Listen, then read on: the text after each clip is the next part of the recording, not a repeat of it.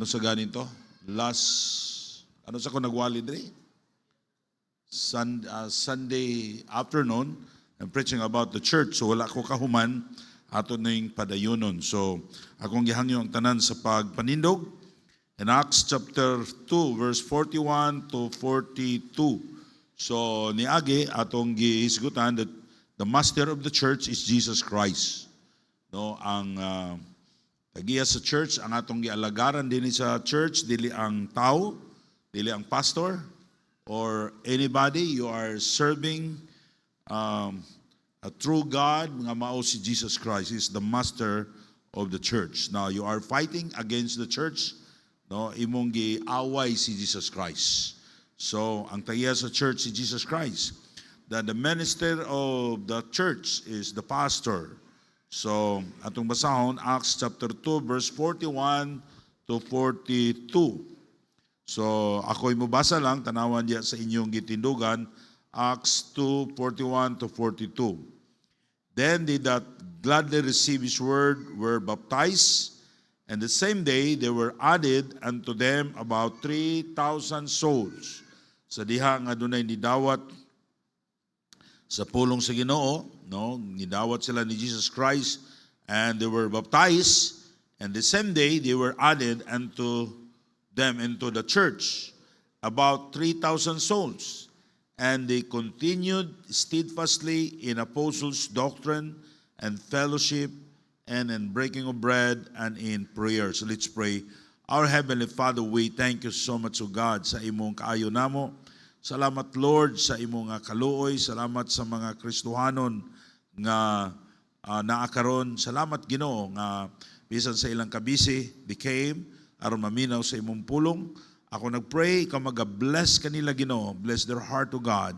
Usay kaluyahon, ikaw magadasig kanila. Lord, salamat sa song leader, sa special number, sa tanan, Ginoo, nga nagngalagad kanimo diri sa church.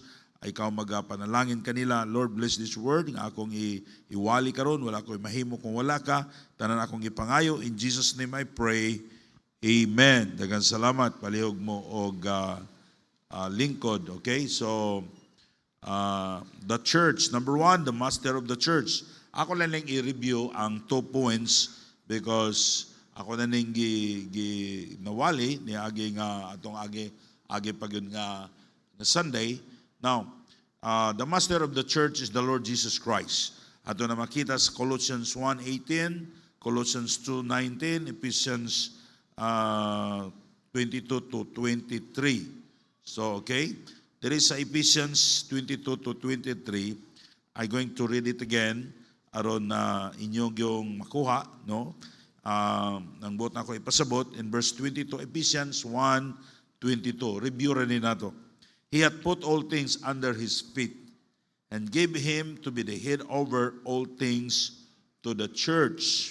Now, which is the body? The body of Christ is the church, and the fullness of him that filleth all in all. Mga Kristohanon, atong mahibawan nga ang sentro sa trabaho sa Ginoo sa atong panahon diri sa naa sa church karon, diri sa atong sa mga Gentiles. Now, God, He will bless us materially because of the church. Now, if you are a Christian, if you want to be blessed by God, gusto ka nga magamit sa Ginoo, ang plano sa Ginoo, nga iyat ang gamiton, no, para sa pagpakailap sa maayong balita. So, it's a blessing to every one of us, young people, ngayon sa inyong mga plano sa kinabuhi, ngayon ang inyong mga plano, apil diha ang Ginoo, no? Kay magunsa man ang atong kinabuhi kung malayo ta sa Ginoo.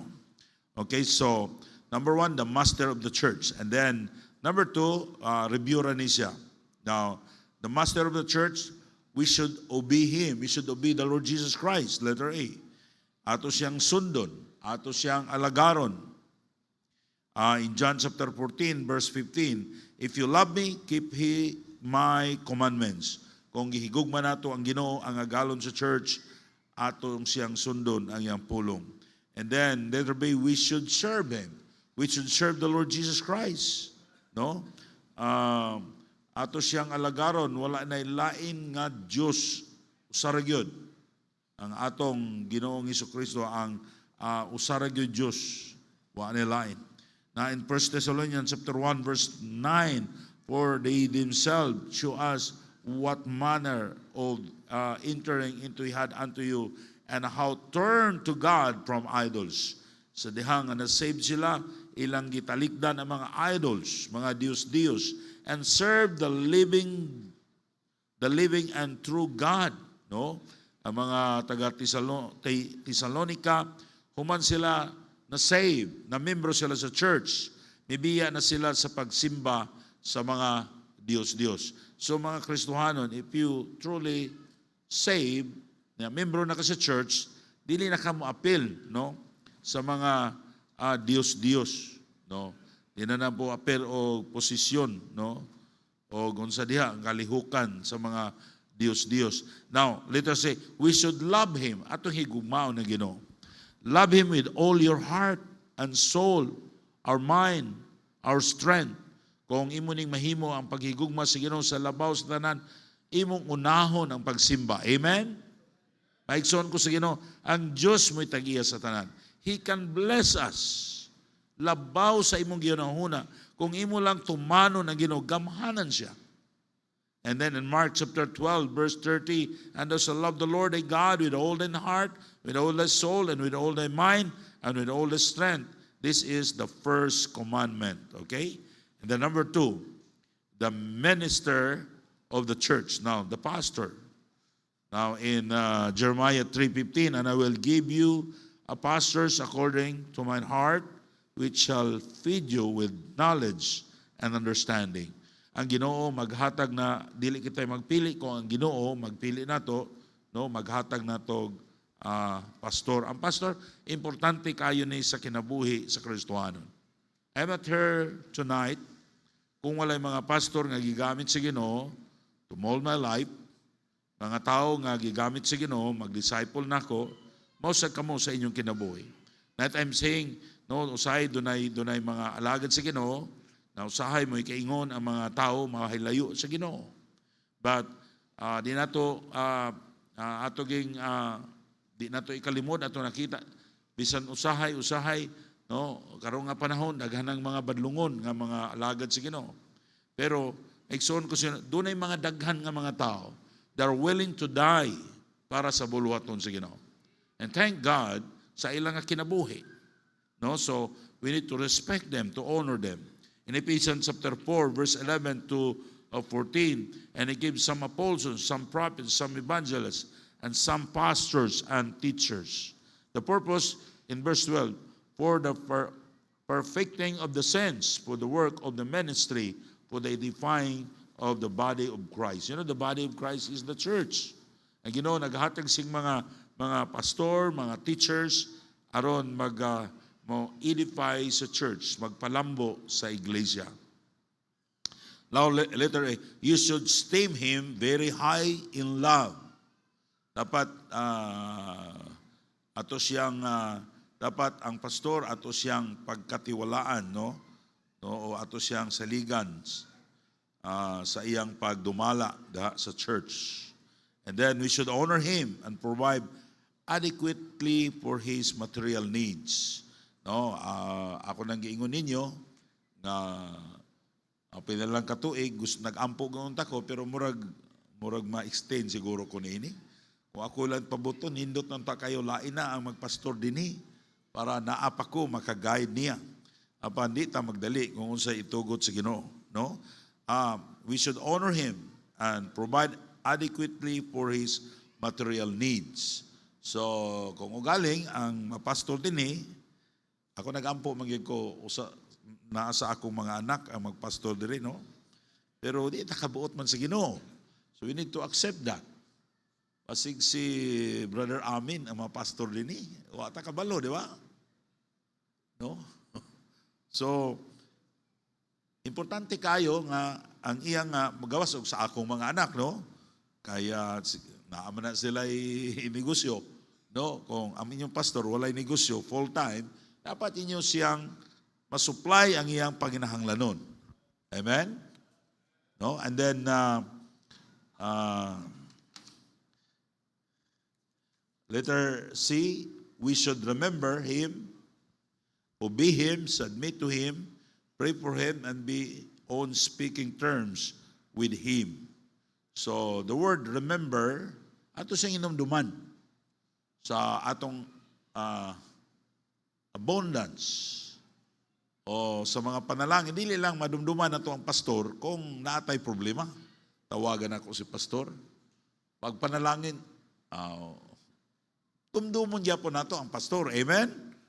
Now, mga igsoon ko sige, I want to train you by the grace of God. Kabalo mo nga wala ko'y allowance sa church. I have no salary sa church because God, He blessed me so much financially. What about other pastor? Magsunod na ako. Wala mo maanad na baka ito gikao ng pastor. Basig mag-iyak ng inyong pastor sa hilom. Kani magod si pastori na anad magod nga si pastori na anya tanan. Muna nga ako nag-ampo ko sa Ginoo nga we will obey the principle of the Bible. I want dili ta kasiguro o usaba sa akong pamilya ang magpastor dili, but I'm praying. Usay magluhod ko, Lord, touch the heart ng akong mga anak, Ginoo, tawagan sila diha sa ministry. Pero kung magpagahi sila, ang Ginoo di mabugos. Apan maigsoon ko sa Ginoo, ato lang mahimo just to pray. Amen? Salamat ko sa inyong birthday gift, no? Sa akong birthday. Aghang mga bata naghatag og birthday gift. Bisag dili ka mo bata, you can give birthday gift to your pastor to honor him because that's what the Bible says. Remember them which have rolled over you. No? So, ang importante sa kayo, you respect your pastor. No, diri sa atong church, bisag kinsay mapastor diri, you need to respect them. Ano man, kay mo na'y gisugo sa Ginoo. Okay? And then number 3, diri na ta. Review to ganina, usa na nga time. So number 3, the members of the church. Now, the member of the church are those who personally experience spiritual birth or saved.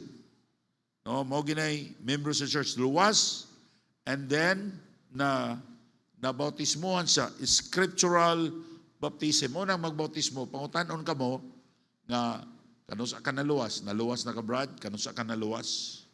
Kaya bisig wa pa ka siguro, di ka bautismohan. Doon na tayo member diri sa church sa una nga usa sila ka grupo, akong gibautismohan, mga siguro during the time pila ka pamilya sila tulo. Unya ato naman sa swimming pool, puro mga kapinsalas na pulo akong gibautismohan.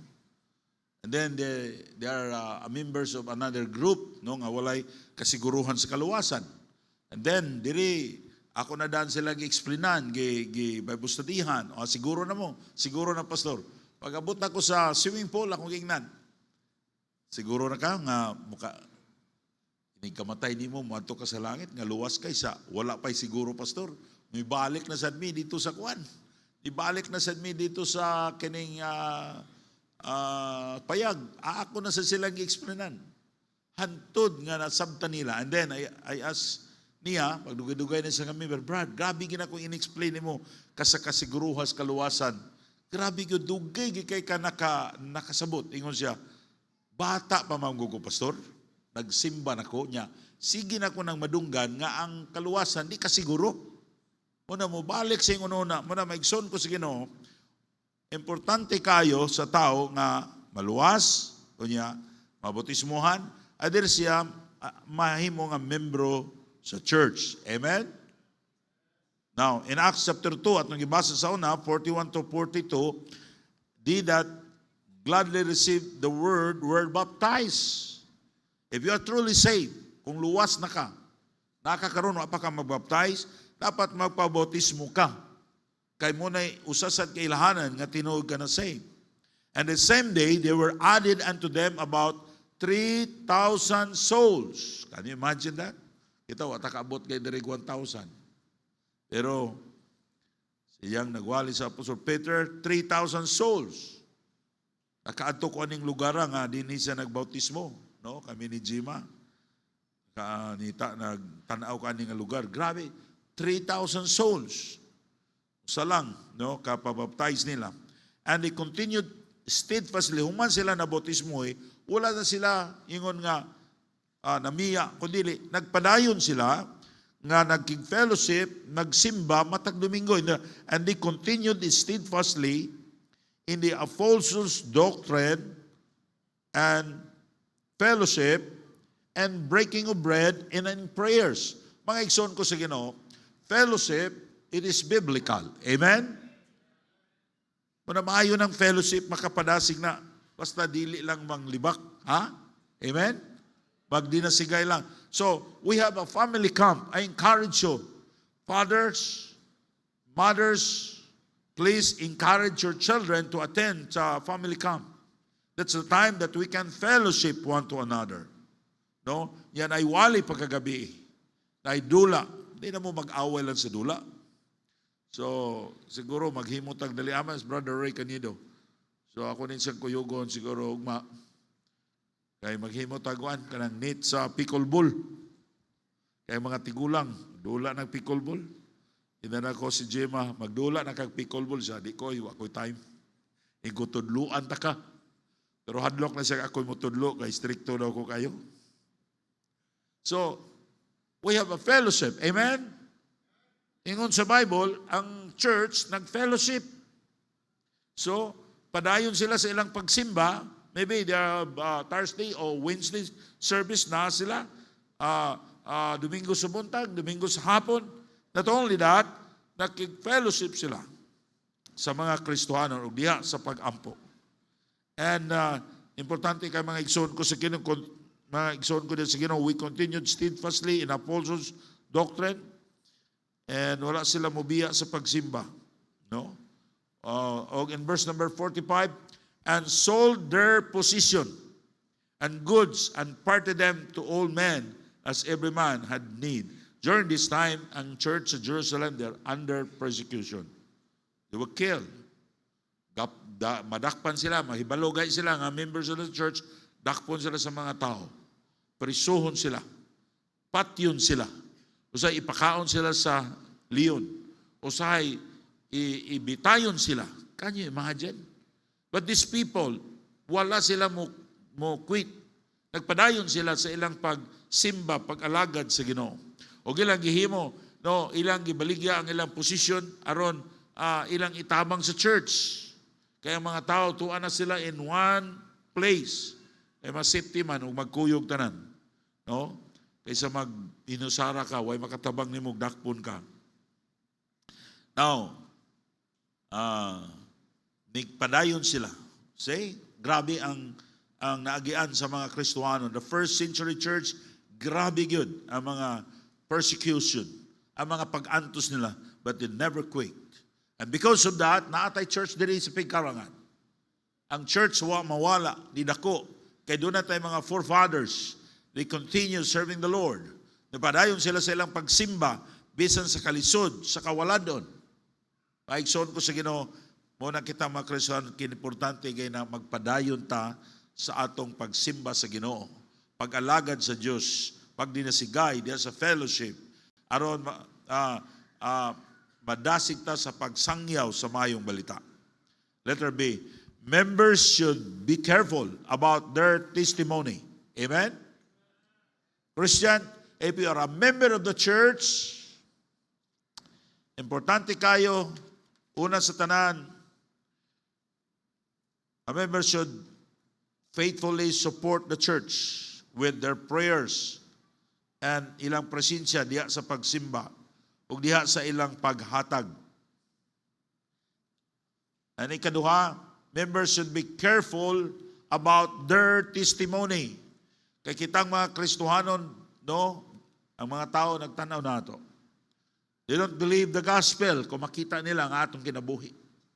Kung na mahadlok ko dito sa church, no, ng mga Kristohanon, no, maanad mo magsige mo pangutang. So dito sa church, ako ingon nagay mga Kristohanon nga mangutang ninyo, mananghin mo na ako. Kaya basig ako na lang magpautang na. Kaya usahay maguba, no, ang atong testimonyo tungod sa utang. Amen?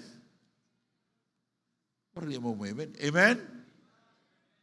Kay makaguba na sa fellowship. Kung wala pa ka, ay siya lang pangutang. Magnegosyo ko, pastor. Magnegosyo ka, niya mangutang ka. Ay pag nila ka magnegosyo, kung mangutang ka. Kay kung magnegosyo ka, unya di bago pa ka, wa ka kasiguro makaginansya na. Bago pa ko ng negosyo. Unya mangutang na ka, dako kay interest. Niya bayaran nimo ang utang ug utang. Guba ang imong testimonyo. Kung sila unsa ilhanan pastor nga nabuang na ang tao, sila usa na nga ang imong utang bayaran nimo og utang. Utang ka, bayaran nimo og utang. Imo primero, imong utang sa 1,000, dako nag-interest abot nag 2,000. So, mangutang na po kag 2,000. Ang 2,000 ni abot na po 4,000, mangutang na po kag 4,000. Ya, kung kani abot na 8,000, mangutang na po kag 8,000. Wala ka makalingkawas sa utang. Nasamot na ka, nakautang-utang. It's not wise. Amen, mga Kristohanon? Okay, so, akong usbon, be careful about your testimony.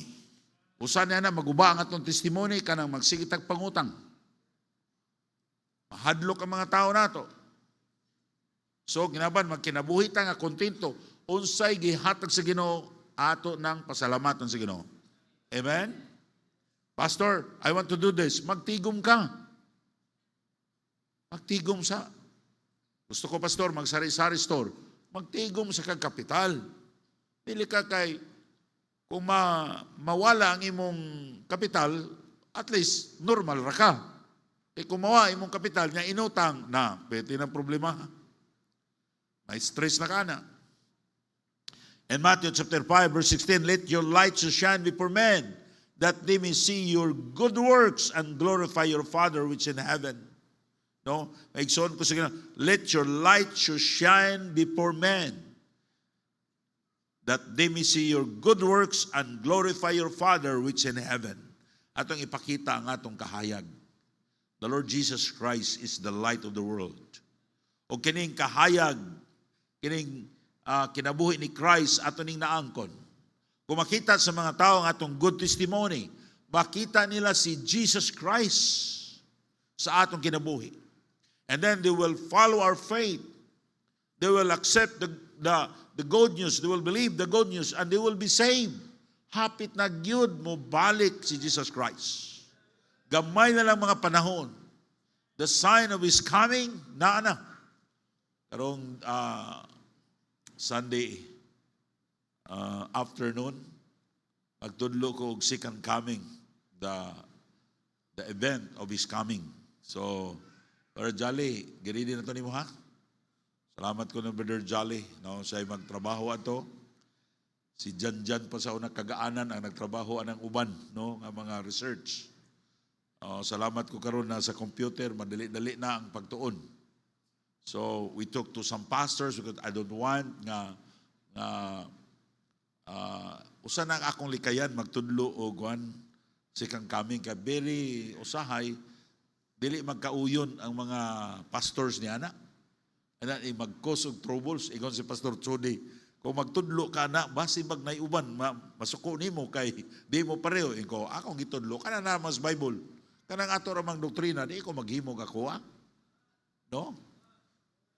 So, naigsoon ko sa Ginoo, my point is this, hapit na gyud mo balik ang Ginoo. So, as a member of the church, every one of us, we must behave. We must be careful what we say, what we do, usa atong buhaton, usa atong gisulti, kay madaot ang ngalan sa Ginoo. Amen? So, diri ganing, pag naako'y madunggan nga nagpabadlong yung kog, maulaw ta. Sa nga nung na-membro mo na sa church, inyo nang membro, alam mo makakta. May ngutag, dili, na membro maginato. Kung pwede pa lang, mabalik pa lang, di nato bautismuhan. Pero wa man ta kaila sa tao, di ba? So kung magpabadlong sila, ang atong giampo ra gyud nga ang Ginoo nay magbunan niya para muundang sila. Sa ilang pagbinuang nga dili maulawan ang Ginoo. If you are a member of the church, hinamdumi ni, gidala nimo ang ngalan sa Ginoo. Sa diha nga na-save ko, na-baptize ko, ang ilang ngalan ako sa una, si Bado. Karon ang ngalan nila nako, Baptist. Nara pong baptizo. Wala na, di na Bado, Baptist. Pag makasala ko, muna, kaning baptisa guni, mawawa na. Muna, inamdumin ninyo, ha? Di ta magpadala sa atong gibati.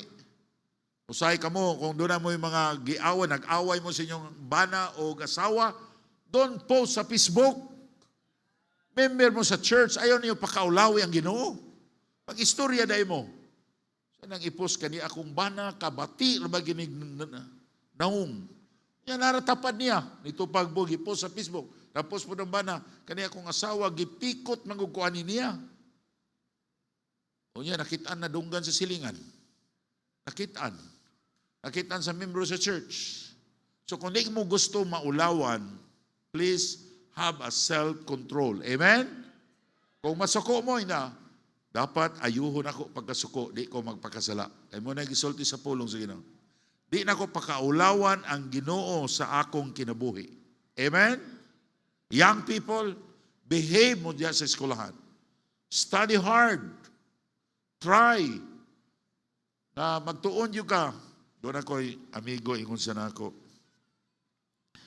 Grabe ginakong tinuon sa una, pastor. Estudyante pa ko. Halos naguguno siya mabuntagan o tinuon. Pag answer niya, ang iyang answer kay, ang score kay, 2 manggihapon. Grabe yun. Pero grabe ginakong tinuon, oy. Inig-exam. Magyapon. Bahala na. Basta naning kamot ka, nakita ang Ginoo. Amen? Kay kung ako yung nana masab ko, bisag usaw na kong memorize. Labi na makuyawan ko, nawala na. Nawala na kong gi-memorize. Pero sige lang, at least naning kamot ha. Adiya sa eskwelahan, makita ang imong maayo nga batasan. Lamat ko, ingon si Abon, nako, ingon siya, Wa man ko nimo witness sa una. Ingon ka, hadlok magugum-witness inyo bon, kay dato manguga. Ingon siya ka. Pero mabantayan ka na ako, lahi gyud ka. Kay mag-inom na gayami, mugawas ka, mulakaw na ka.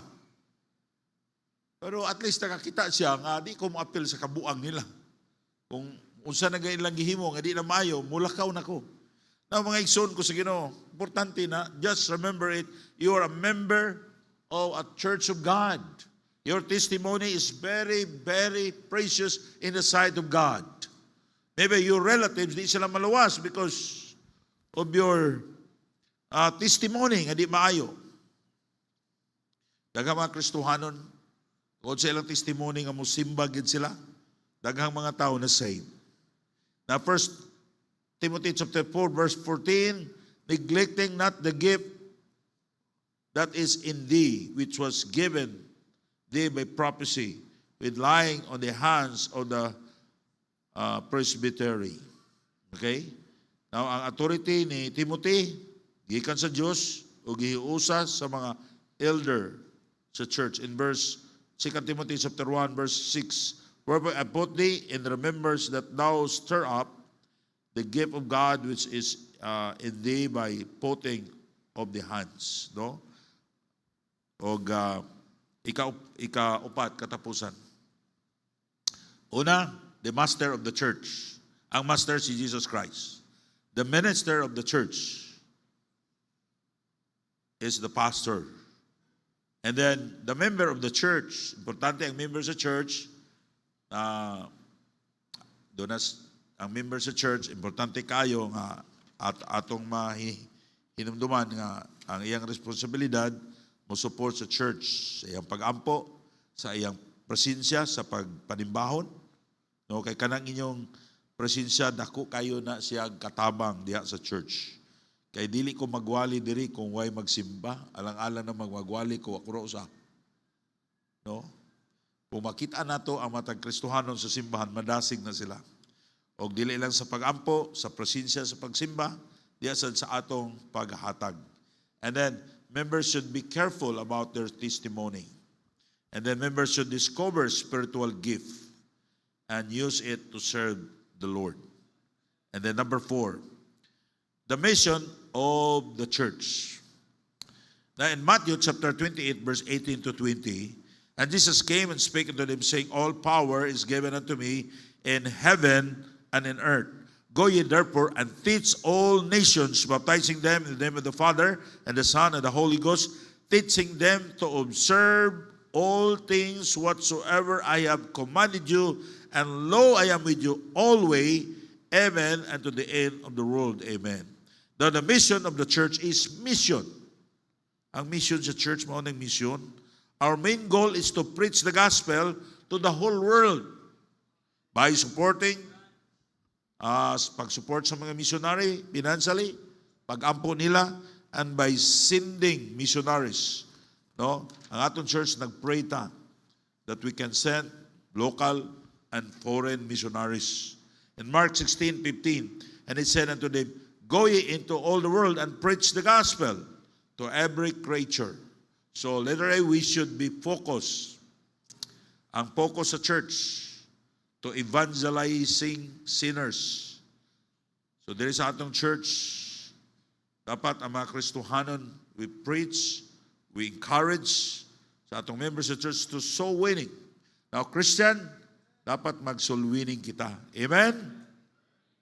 Hindi gani mo mag-soul winning, dili gani nyo ma-experiensyahan ang grabe nga kalipay sa inyong kasing-kasing. Kanang pag-share sa gospel, salamat ta sa Ginoo. Kagitagaan ta sa Ginoo ministry. The ministry of reconciliation.